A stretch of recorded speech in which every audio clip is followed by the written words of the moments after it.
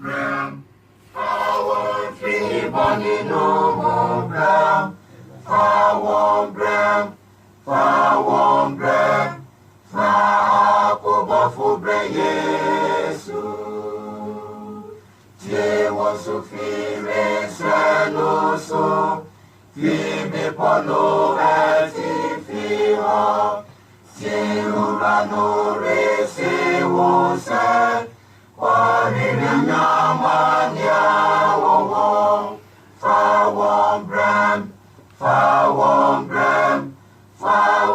Free money no more Bram,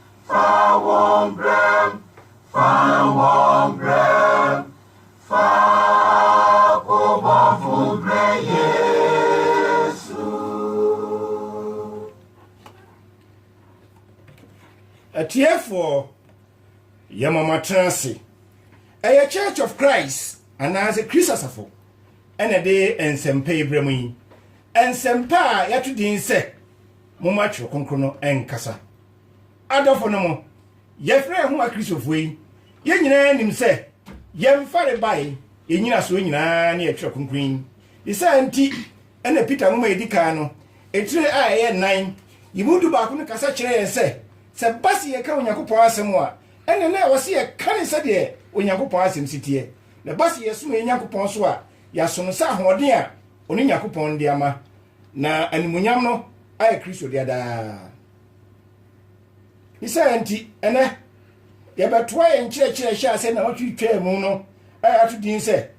Osotie. That's a time no. You are Unia Ponyako, ha. Sarasi na mwa onua akoto eso kame oti akenten ho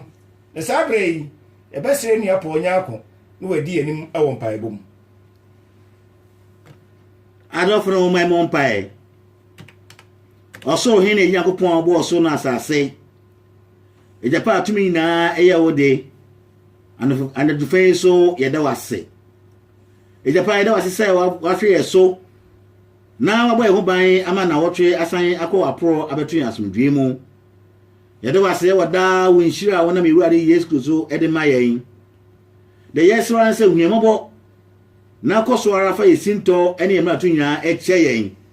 se na be ya abre nyina betumi afata sa womba ejapa anajufe so ayewa adom ene wo bohu ama ni etiefo ehyemu bio sambre yi ene ye ne won abetu dwen wonsam hu yes so se huyemobo na ko etiefo nyina emboa anajufen fa woni pedua esi nchen na bia wadwen ene won kumemu ema wonsam yi na nka de o metie yepa yentie anye tiefo anada ye kra de biada na wetiegu akomapemu na etuhu anamon se ne ese na wie no nkwaje abodin edefra ye no yenso ensa etumi akabi sanso ye de okasamafo si hye wonsa se obakasa afa ne mu na de wefin mo bia ye wonsam kuto na wie no enonyam aye wodia fa yen fi ase na fa yen win asomdwe mu ye de honda se ena yeyi eni kabia ama udin ye de wase dauti yen kiso dumti amen osotie kwasi broni ana English ka sem se obedience nano ana ye bisa se sa osotie yi ye kana broni ka sem a na se kire be yesen iti awa nyina ne say obedience simply means following instructions. Osotie ene say ubedi ni yaka kire wo eso. Osotie o yehwemu a enye democracy enye kan na mesumi nka bi yehwe osotie onyakopa afamu a eye enkwagye akwan bi a wode ato ho ama adasa. Osotie o eye fapim a onyankopon ade ama adasa nyina. Osotie o ene se ebepe no kure akiri kwan. Osotie o eye trene ye. Osotie o ejudie ene enyuma. Osotie o ene se obehye den wonya kukuduro afa onyankopon akwan so. Ene ye hwe osotie mu a ye wonfato bebre o kire kunkunun mu woni o ye osotie ebi ni se eye Noah ana se ye bekinka Genesis chapter 6 verse 22 no eka kire se Noah we eyo sotie ana oye ya obeye otene ne Onyankopon anim Sara so na yakinka Hebrews chapter 11 verse 17 to 19 no a ano so kire se Abraham o sotie na nam so Onyankopon ahyira no abesi nei Sara so ne hwe soantie eso a yakinka say Genesis chapter 3 verse 6 to 11 na yehu say Adam and Eve were soantie ene na ye menu mienu yama ne hu ene we yabrabo yi mu Sara so ne hu say Israel man so ye soantie ene na de won ko enkwasum ene eta ka say Samuel angoma no de dikai tire dunum yi mu aduenum yenu 1 Samuel chapter 15 verse 22 no was say kai so osoti owe yes aforebo Sara so na kisosum mu na so ye ka no kura Matthew chapter 7 verse 21 no e ka kire yen se enye woni a wose mi se awurade ne be ko osoro ahini mu no woni a we agya pede mebusam so kasa wo mebusam Proverbs chapter 14 verse 12 no wose okwan bi wo a etire onipa ni so nso na wie de owu akwan kayo so osoti owe enye onipa adwene osoti owe enye atenka bia wonipa mu osoti owe enye nsusuye osoti owe no se ye kase e onipa kwan a na ye dada ye ho se osoti owe no ye de ba nipa famu a akwaye bibi ti se ye mpe ne kure no na onipa osotie no e kire se onipa wo ye de ope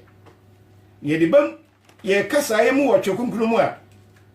onipa sotie no e kire se gidi a eni adwuma nanso Onyankopon asem ka kire se Onyankopon asem no kasa kire se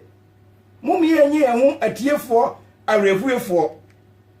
ye tie asem ne ye refi ne yamfanya adwuma no a menua ne ye daada ye ho sasemi ade a esum bu bebre eno na mebusam Proverbs chapter 1 verse 33 no anso kasa kire yen se obiara a otie Nyankopon no otena no ne no kwasem no no wono no wo ogie mu esa nipa no onsuro obonsam kra ni senti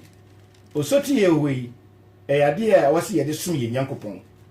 osoti owe e de se de wakọ wo doctor nchen okoyare sabia ni emu waduro na nu se duro no beje wo nkwa na wo se me de me no ni awutie me eno no enye osoti ye no na Onyankopon adwen ende se onipa adwen Isaiah chapter 55 verse 8 and 9 no wo se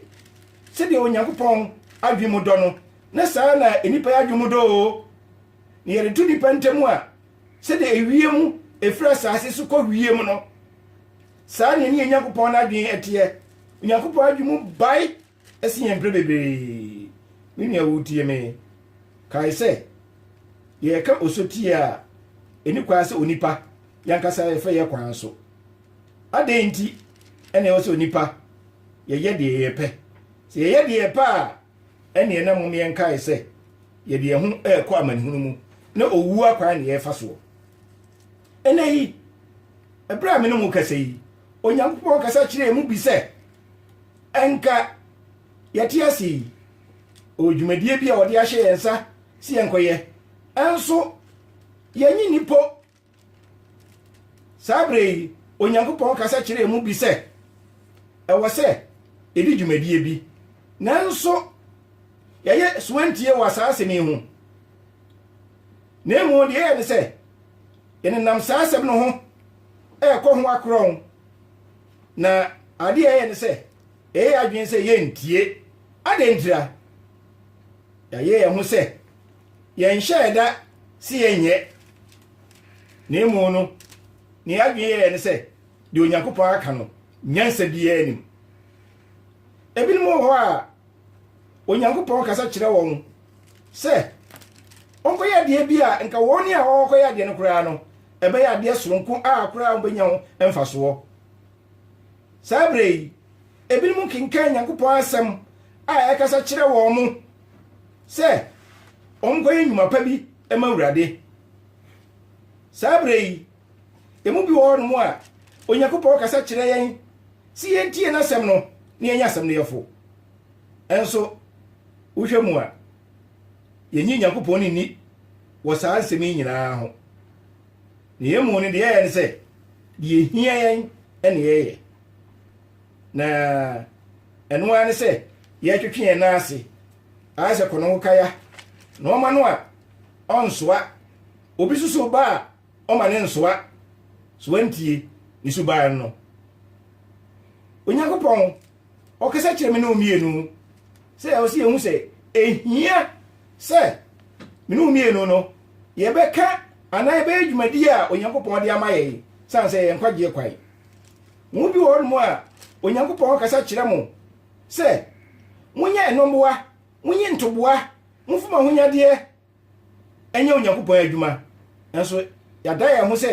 Nyankopɔn na yɛn ankasa deɛ pɛ ɛne yɛyɛ ebi wɔ hɔ a Onyankopɔn wɔ yi ɔkasa kyerɛ mu bi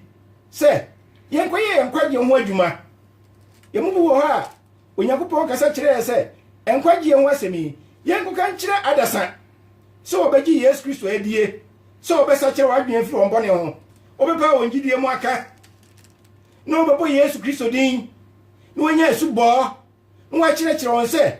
ɔne Onyankopɔn ahyɛdeɛ so nanso yɛmpɛ sɛ yɛbɛyɛ Onyankopɔn ɔpɛ sɛ me ne omienu yɛkɔka nkwagye asɛm ne yɛnam so nya nkwagye bie sɛ Onyankopɔn ɛde adasa ɛbɔne bɛfiri wɔ mo nanso yɛayɛre wɔ ho a yɛmpɛ sɛ saa asɛm yi yɛbɛkɔ ne yɛaka yɛn no atum yɛbɛbi wɔ hɔ a Onyankopɔn wɔkasa kyerɛ yɛn sɛ yɛnkɔka kyerɛ afoforɔ sɛ Onyankopɔn de wɔn bɔne bɛkyɛ wɔn nanso yɛayɛ nipa bi a yɛbu yɛsom nnua yɛnkɔ ayɛ sɛ hɔ leprosariumfoɔ wɔn kɔ akwatafoɔ a yɛkɔ strike aduro no a yɛnnom panoa no a yɛnwɔ aduane nso a yɛnni suba yɛde te soantie ho no yɛmu bi wɔ hɔ no mu a Onyankopɔn kasa kyerɛ yɛn sɛ ɛnoma bi wɔ hɔ a yɛwia yɛmfa saa noma no nkɔ nanso yɛmpɛ sɛ yɛde bɛkɔ yɛmu bi wɔ hɔ a Onyankopɔn ɔkasa kyerɛ yɛn sɛ yɛnyɛ adwamamu a yɛbɔ no nkurɔfoɔ ayere a yɛfa wɔn mo nkurɔfoɔ kunu mu a yɛgye wɔn no yɛnyae nso yɛyɛ adwene sɛ yɛnyae yɛmu bi wɔ hɔ a Onyankopɔn wɔkasa kyerɛ yɛn sɛ yɛawadeɛ ne yɛwɔ mu no ɛnoma ɛnkɔ so yie no yɛntena se ne yɛnsiesie yɛadwene yɛ sɛ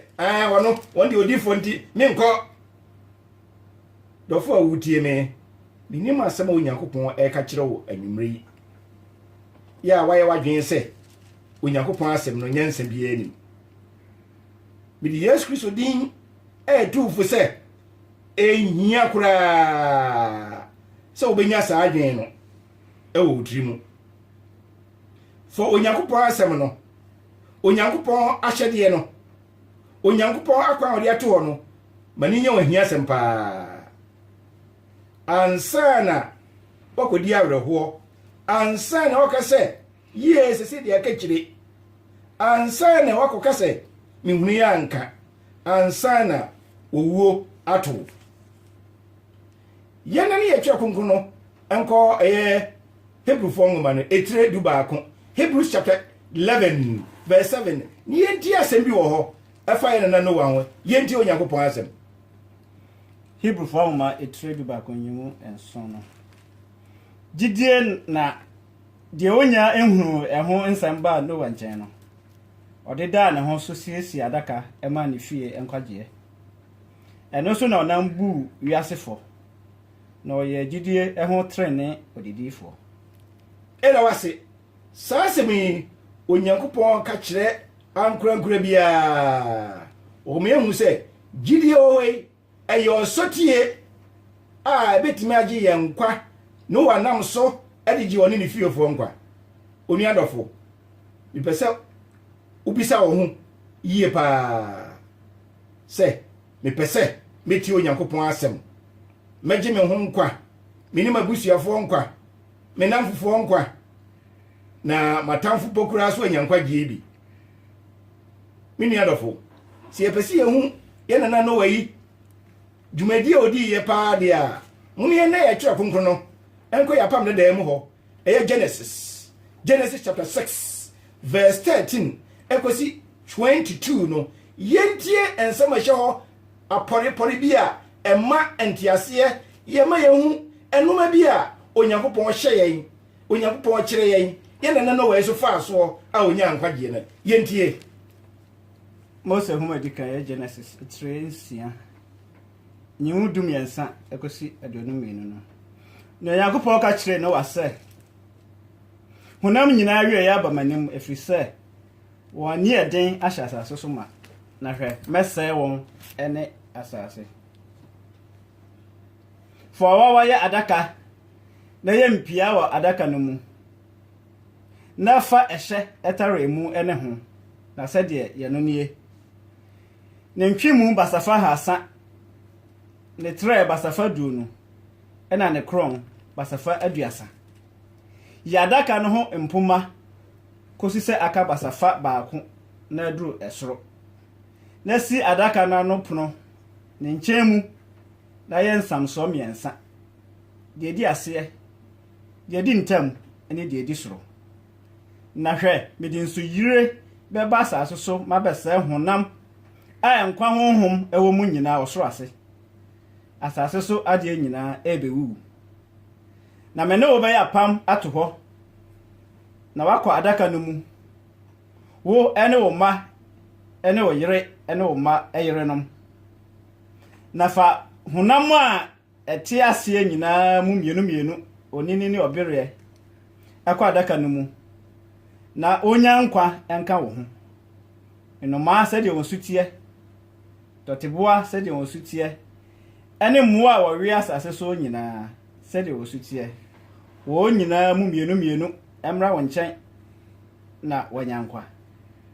na wodie boabo aduane nyina no ekomu na yawo ene won aduane na no wa ye se de nyankopon ehye no no enyina pepepe ye da wase saasemi se eyi imu aduanu mienu no verse 22 no a osi na Noah wo ye ni nyina pepepe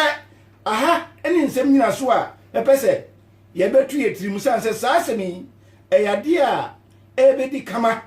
wonsem wa ebetoto so na otwe ebeyi anase ebrefufuru mu aha no ye osutie no ye ni nyina pepepe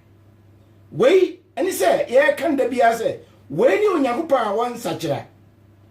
wei ni onyankopon a opese ne ma etie na kwan ye fa na samtwe ye ho so na fei ye na pede adisue etwa mu na otwe mu no ye hu se Abel odi onyankopon ahyede ye so ofo onyankopon akwan so saa so ne ne onyankopon akasa kire kristofo enyina se ye ni na hyede ye so ni waka kire no ye mfa so pepepe wei ni ye nyankopon a ye so mo no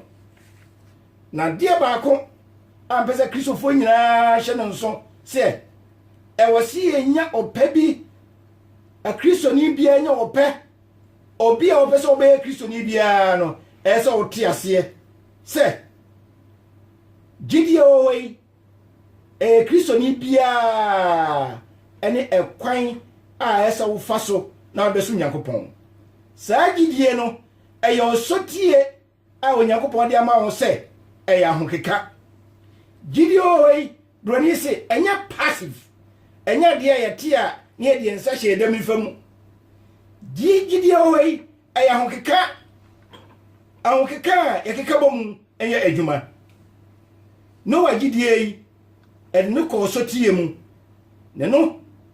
ana woye ade a eso nyankopon ani sabre ye ka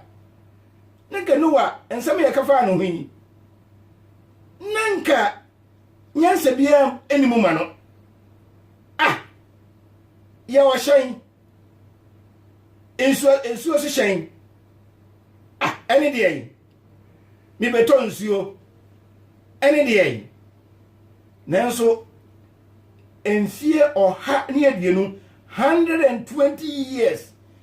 yes Kristo ana ye Nyankopɔn no oyi no ho adi ɛkyerɛ Noa ɛka kyerɛ ne sɛ ɔnka nasɛm na enipa enyina wie enyina abananim Noa ɔyɛ osotie ɛka nsɛmpa yi enfie ɔha ne aduonu 120 years wei ɛyɛ anwanwa sotie bi a mi hunu bi da hwɛ yɛmu bi wɔ koraa no a bosome koraa no yɛntimi nka Onyankopɔn asɛm ntoa so na nka mpɛsɛ afe na mu no yɛde akɔ mfie ɔha ne aduonu deɛ wɔn koraa wɔn ne sɛ Noa wɔ wei wɔn hunu ɛyɛ nsuoni hyɛn saa bere no da wɔnim sɛ desi teɛ na wɔdwe ho a Noa saa sɛmi na ɔwɔ ɛyɛ amaniɛ kɛseɛ mu paa kamenu mienu a yɛhunu boat yi bi da yɛhunu nsuo ne hyɛn sɛ desi teɛ ne kɛseɛ ne kakraka yi ko ba ka kyerɛ Nyankopɔn sɛ Nyankopɔn wɛrɛ penipa foforɔ nanso hwɛ nsuo ne ɛhyɛn ɛnoma wɔ so wɔmfa nkom bi na goto timuma yɛ bio ni yɛhwɛ ɛnoma a ɔde hyɛ no wansa so wɔnya yi yankinka verse 19 no ni yɛhwɛ ɛnoma a wɔde hyɛ ne nsa yi enyemu dunkro no na fa honam a ɛte ase nyinaa mu mienu onini ne obedie ɛkɔ adaka no mu adwuma o na wonya nkwa enka wo ho ɛnoma sɛ de wosutie ntɔteboa sɛ de wosutie ɛmo a wɔwiawi asase so nyinaa sɛ de wosutie wo nyina mu mienu ɛmra wo nkyɛn na wonya nkwa na wo de boaboa aduane enyinaa bia no ekomu aduane na yewo ene mmoa no enyinaa aduane so na Noa ye sɛ de Nyankopɔn hyɛ no so ensuo nyinaa okobi we na Spanish ni ana Italian ni wose mama mia adwuma we de ano ɔden ɛka me no mienu a nanso wohwɛ mu a migidi yie paa migidi kasi yie sɛ Noa enkasa abre no oni di efipam ana na ɔte ase sa abre no ɔmaka sɛ Noa we de wo yare paa Noa ɔkasa di tirimu Noa jabro hu no ma bi Noa sɛ ɔyare ntase ne nafofo kura bɛka sɛ ukosi ɛhyɛn saa ɛsiɛ ɛyɛ emura yi mu ha na hyɛn deɛ sɛ kensuo ɛso na da akoi wadwen ɛyɛ asɛe akoi ɛwɔ sɛ yɛde kɔne yɛkɔhwɛ wo tiri mu akoi wohia sɛ yɛbɛhyɛ waduro megidi yie sɛ Noa wantie saa nsɛm nyinaa so wotie yɛ a for 120 years ɛna wotie saa nsɛm yi broni psychology foɔ ɔmo kyerɛ sɛ si yɛ ka nsɛm baako toatoa so kyerɛ obre bia wogidi nanso we nyinaa kyerɛ sɛ Noa wamfa mu bia anyasem deɛ wɔn a wɔn kura ne sɛ Noa yi woni adwene bia sɛ kwan yɛ de yɛ ship yi ana boat yi ana ɛhyɛn yi hwɛ ɔhunu bi mpoda na hwɛ mu ase da Bible kasa fa yi wotunu sɛ Noa no wanya kapentani na makasa kura no ɔso ma ebi wɔkɔfa nnua wɔwɔ ya paipai ɛde ayɛ nka me no mienu anka bɛka sɛ Onyankopɔn adwuma wei deɛ mesrɛw po bi mi onye na nyame a ma no nteɛ minim kasa mo honyɛ den minim deɛ mde betwa ne yi nanso no wadeɛ ɔyɛ osotie ɛma Onyankopɔn asɛmi na migidie so ama ɔyɛ saa adwuma yi no wa yɛ ka na asɛmi utimu sɛ onya kwanya bi ohunu sɛ ɛpono bi abia ma no na Noa ɔnante saa prin mu ɛkɔyɛ de Onyankopɔn ka kyerɛ no ɛno ɛna Onyankopɔn ɔka kyerɛ nɛ sɛ yesu yɛnya saara tie de ne yie paa me nua tie me Onyankopɔn wɔmpɛ wɔn mu a wɔn aben wɔkasa mu o Onyankopɔn wɔmpɛ wɔn mu a yɛkɔsua nwoma owura mu owura a wɔn kita yɛ masitɛse Onyankopɔn Ompa omu a omu ya amradofo. Ompa omu a gise wako Bible college ansa. Onyankopɔn ade ohia firi enje ya ne se yebenya opɛ na opɛ na chi ne soso yebenya osuti diaka no eye Onyankopɔn adwuma. Noah ofa sansemi ehye na koma ma wonyasa akwanya yi esi sa ohyen ede gye enipa nkwa a ebi nsi da na dwene ho hwɛ Noah sabre no na onti ade a Nyankopɔn kana se sabre no mu kura sanse wo hu bi da ne minu mi no se hu sitima yewo nanso sa asemi yetintim no ho aya bakɔsɛm ama ye se minu mi no ye mmɔ ye ni kompɔn kokenkan ne ehu Noah wa ye ehyen a ekron bunika se mu no 438 feet ne tenten no na ka wo hwɛ mu a se de twakonkun kyerɛkyerɛ mu no it is a football pitch football baby adi eka ball yi eye ne tenten ba ko ne fa wo hwɛ ne susuye ne nimu a sa de ne na tie ene wo de ko nwani mu a wo mo ye navy fo no wo mo de ko disua mu wo mo se sa ehyen no a no aye no esu bi ma awiase da eye o hyen a na ewo gina bia pa sa o hyen a no wa osi ni kasiye yi na Onyankopɔn pesa de en wode gi onipa nkwa onipa ya osutie ye Nyankopɔn no wo ye ne se enka wode gi adasama enkwa nanso no wan na busuafo nko a ene nante ko mu a nipa nwotwepe ene nya nkwagye wei wo Onyankopɔn pɛ sabre no mu a watintim no apam dadae mu Onyankopɔn pɛ wasa tintim no apam fofore mu se de Onyankopɔn no o kyerɛ se o pɛ se obagye hunam nyina nkwa o pɛ se obia bɛyera nanso sabre no wantie ene yehu se wani a wantie Onyankopɔn asɛm no wani a opo Onyankopɔn asɛm no wani a opo Onyankopɔn ne no wani a wantie no wafra wo mo no wani o yes wantie no wo mo ene kwa amane hunu mu Onyankopɔn no waye krado so obagye o Yesu Kristo ba ya okai wo John chapter 6 verse 37 no wo say wani a Nyankopɔn ede mama on me no Yesu Kristo na ekasa no wani agya no ede mama me no mempo obia da minyi obia mada na maji obia amonyanka wurade din da Amen. Noah ono de odi Onyankopɔn akwan so ebo kokɔ kyerɛ enipa ne yɛte ase saa bre nyina obo kokɔ nanso na saa bre no enipa adwen eyese nyansa biaa ni ene saa ne tie ama me no mienu Noah de na bamu amu okoso eka Onyankopɔn asɛm no okoso esi eye ehyen no okoso efrefre nkrofo na okoso so esu ye Nyankopɔn Noah okoso eye n'adwuma enipa di no mfaw nanso na bamu amu enipa akeka nsɛm bebre to no so nanso no anhwɛ saa no ma nyina madamfo a wotie me tie saa se me yie pa Onyankopɔn wo yi wa ma obia kwanya sɛ yensi saa ehyen bi saa boat yi ensu ehyen wa ma ankura bi a wote ase sɛ ye saa hyen bi bia na enso sɛ no wade yi nanso ehu yia bebre emfa ho sɛ ehyen na wo sie no enye no wasen ni bi pepepe nanso abrabo yi mu no